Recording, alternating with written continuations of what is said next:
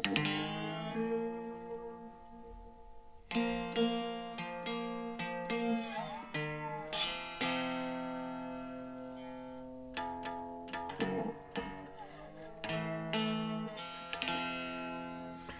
welcome, this is Markus Termin at the 17th of November 2024.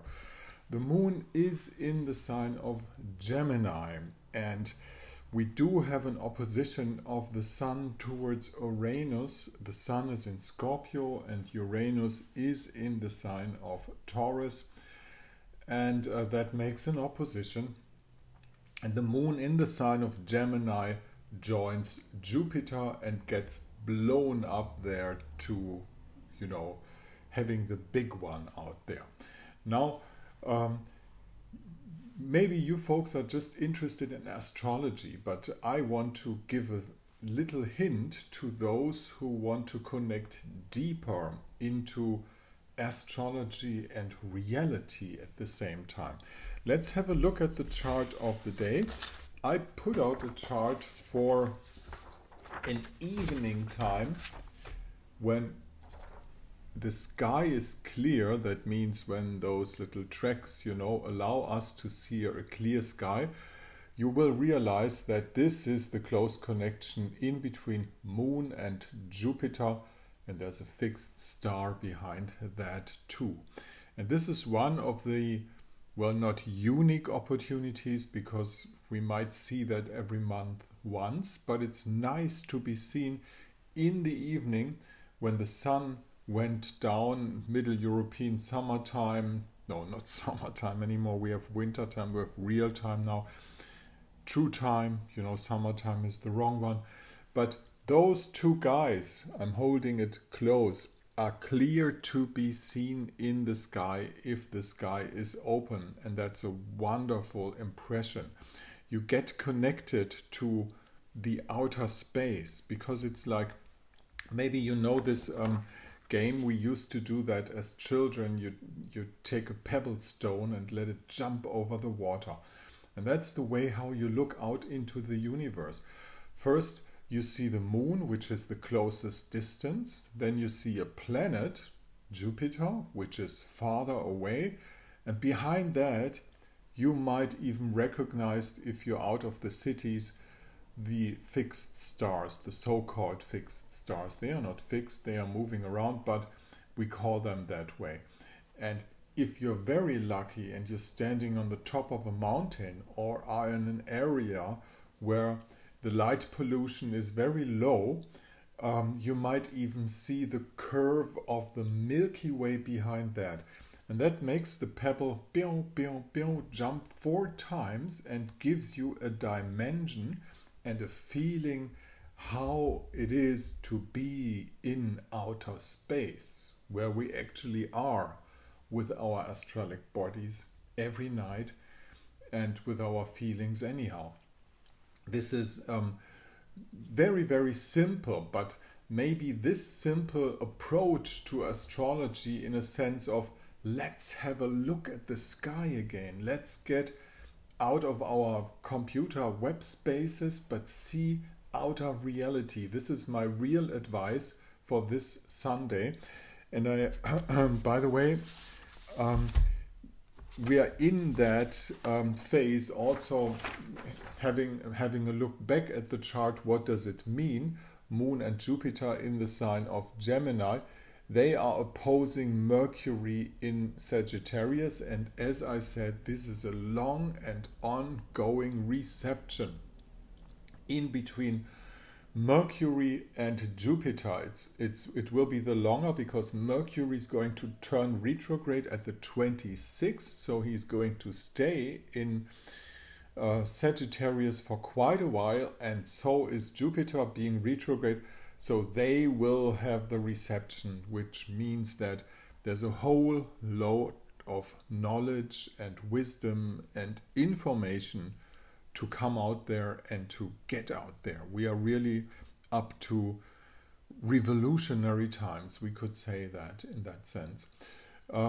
The opposition in between the Sun and Uranus is the opposition in between Well, that's about changing financial systems, isn't it? And if you have recently noticed the growing talks about, getting down the Fed, this is the big one. If they do something like that, and if they are able to do something like that, this is really going to be revolutionary for the world. And maybe it's the least thing that they can do to get some change. Maybe if the Fed stays in place, nothing can change anyhow. But if the Fed doesn't stay in place, a lot of things could be possible. And definitely, I hope so. Now, if we have an opposition, there's always the one calming down aspect that can take the aggressiveness out of an opposition, which is in this picture clear to be seen Neptune. Neptune has a trine to the Sun and has at the same time a sextile to Jupiter. And Neptune is retrograde in the sign of Pisces, which is the sign of money flow anyhow.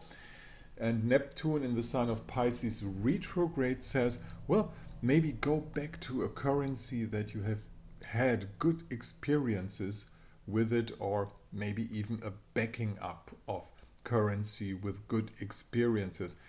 I'm not sure this will be digital currencies. I'm not absolutely sure that this will be the Bitcoin and things like that. But see, this is the opposition, You can make clear for going deep into the past, having compromises, having deep insights, even to the connection of currency and spiritual things, which is giving in some way.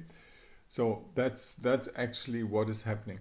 We have an opposition in between Lilith in the sign of Libra and Chiron in the sign of Aries. This is what's ongoing on the battlefield, especially in Europe.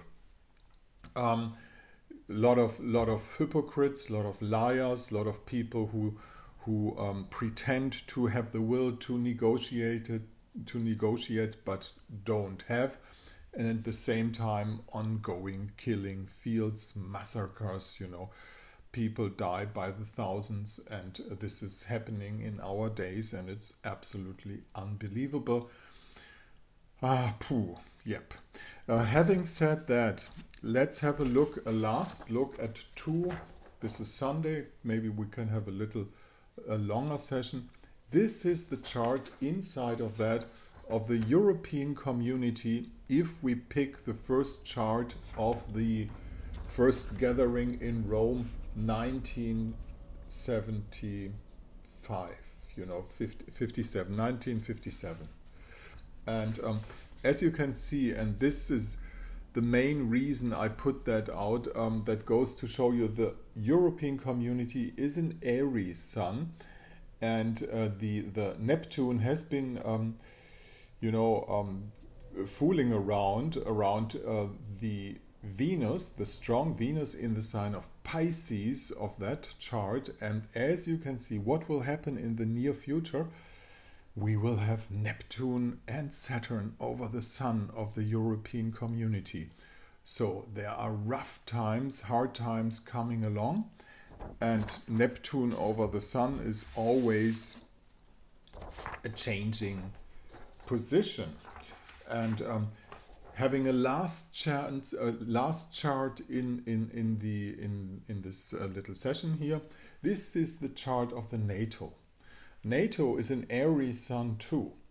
Now you can realize that NATO recently got stronger by Pluto touching its Jupiter. Pluto was several times up on NATO's Jupiter in the sign of Capricorn, and made it big and made it strong, and some countries joined it. In addition, I think it's Sweden, Finland, and another one. But also the same thing that will happen to EU, just a little different.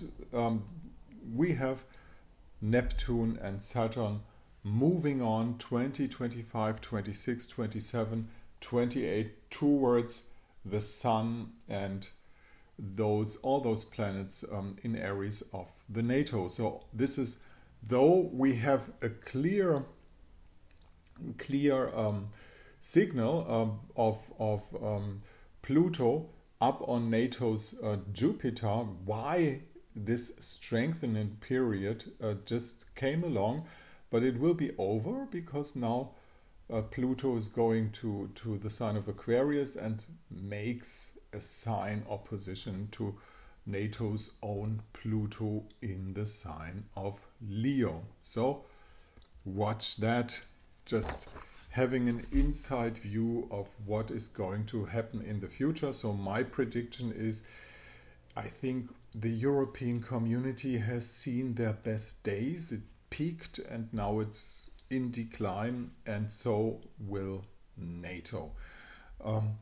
For my advice today, save your day hours, maybe have a little sleep in the afternoon if you can afford it, and go out there in the night and have a look at Jupiter and the Moon to get reconnected to the skies.